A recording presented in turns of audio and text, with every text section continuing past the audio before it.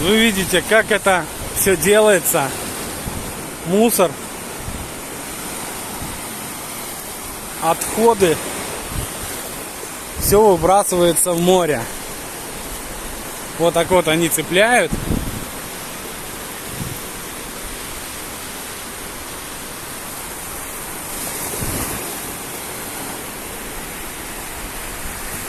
И все выбрасывают в море.